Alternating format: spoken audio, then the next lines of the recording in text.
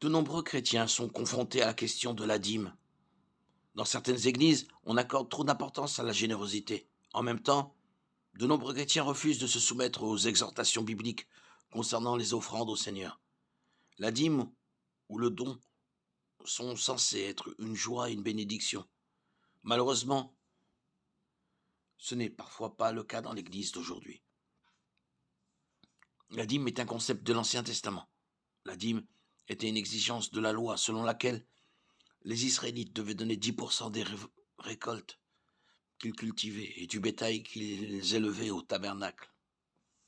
Lévitique 27-30. Toute dîme de la terre, des récoltes de la terre, soit du fruit des arbres, appartient à l'Éternel. C'est une chose consacrée à l'Éternel. Nombre 18-26. Tu parleras encore et tu diras aux Lévites, quand vous recevrez des enfants d'Israël, la dîme que je vous donne d'eux, pour votre héritage, vous en prélèverez une offrande à l'Éternel. La dîme de la dîme. Deutéronome 14-24.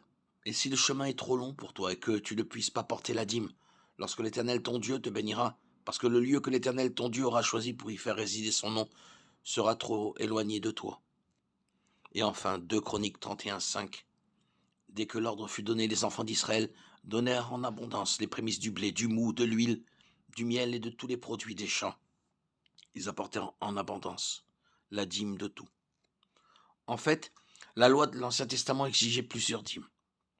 Une pour les Lévites, une pour l'utilisation du temple et des fêtes, et une pour les pauvres du pays, ce qui aurait porté le total à environ 23%. Certains considèrent la dîme de l'Ancien Testament comme une méthode de taxation pour subvenir aux besoins des prêtres et des Lévites dans le système sacrificiel.